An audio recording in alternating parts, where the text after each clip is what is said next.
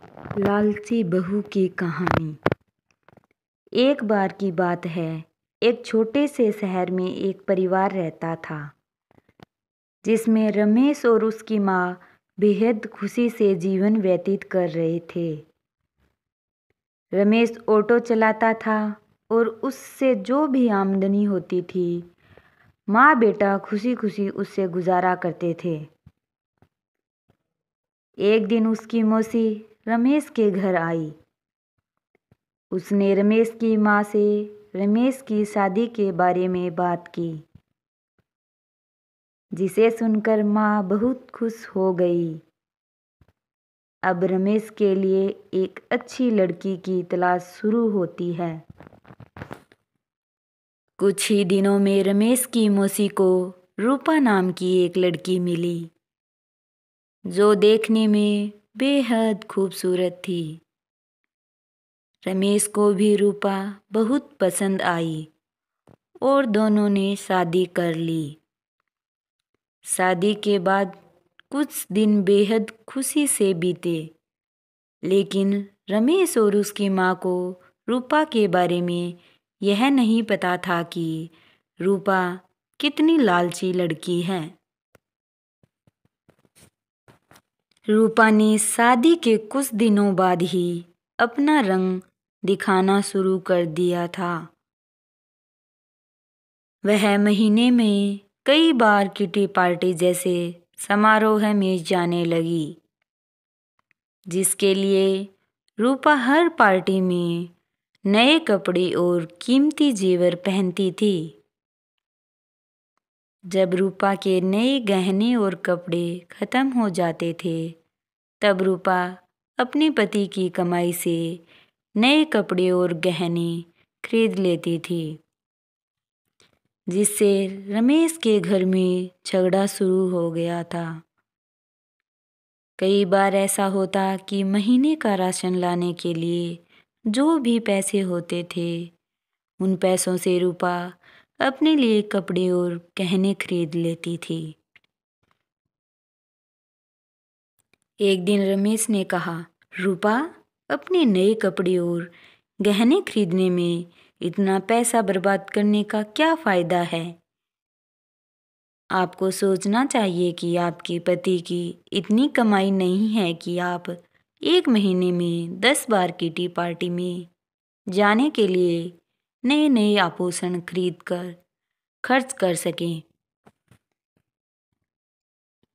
यह सुनकर रूपा गुस्से से लाल हो गई और रमेश से कहने लगी, तुम हमेशा मुझसे कहते रहते हो, कभी भी तुम ज़्यादा कमाने के बारे में नहीं सोचते। यदि ज़्यादा ऑटो रिक्शा चलाते तो ज़्यादा कमाई होती और आज मैं आराम से नए नए कपड़े पहन सकती।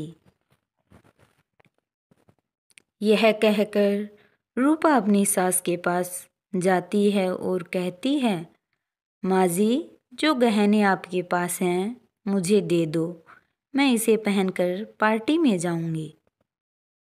रमेश की माँ ने पूरी बात सुनने के बाद कहा, पुराने जमाने में सभी बहुएं अपने जेवर सास को देती थी, लेकिन तुम मुझसे गहने मांग रही हो। रूपा ने कहा, तुम गहनों का क्या करोगी, मुझे दे दो।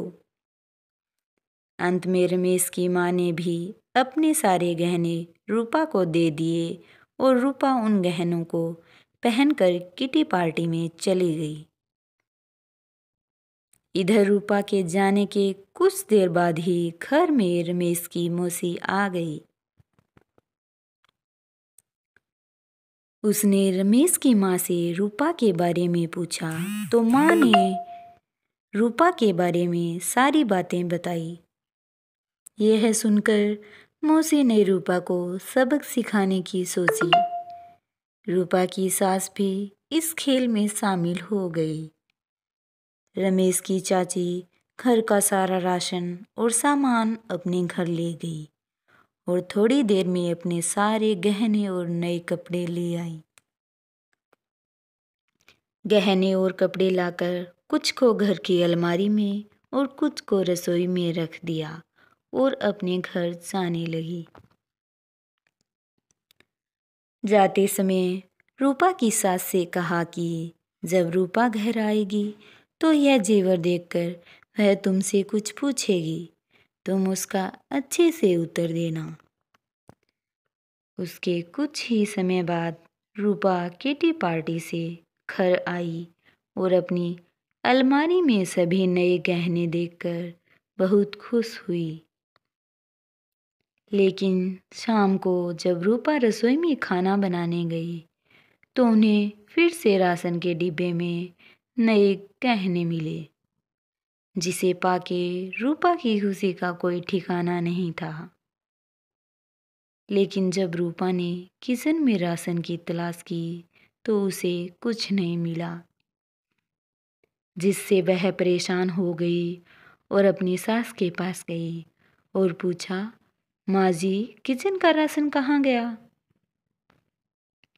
तब सास ने कहा कि बहू, आपको गहने और कपड़े सबसे ज़्यादा पसंद है, इसलिए आज मैंने घर का सारा राशन और सामान बेचकर आपके लिए नए गहने और कपड़े खरीदे लाई हूँ।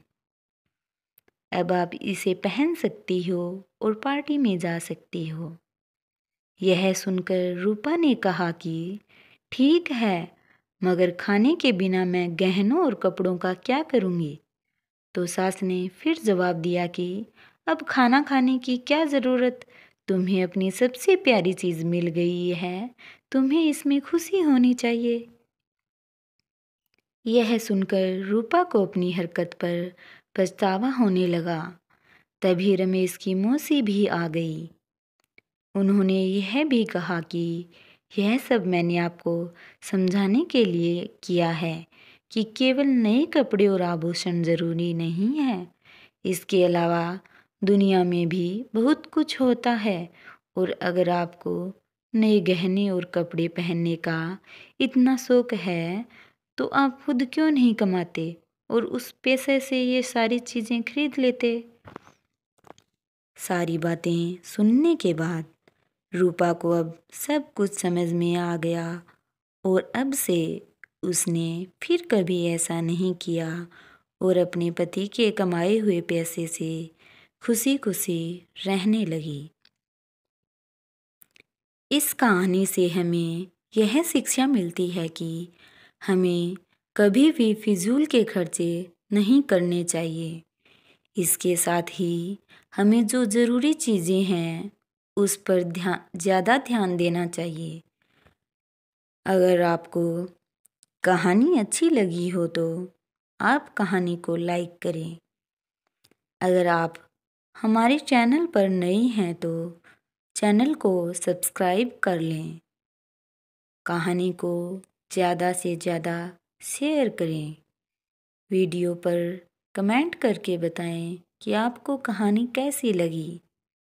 बेल आइकन को प्रेस कर लें ताकि हर नई वीडियो की अपडेट आपको मिलती रहे। कहानी को अंत तक सुनने के लिए आपका बहुत बहुत धन्यवाद।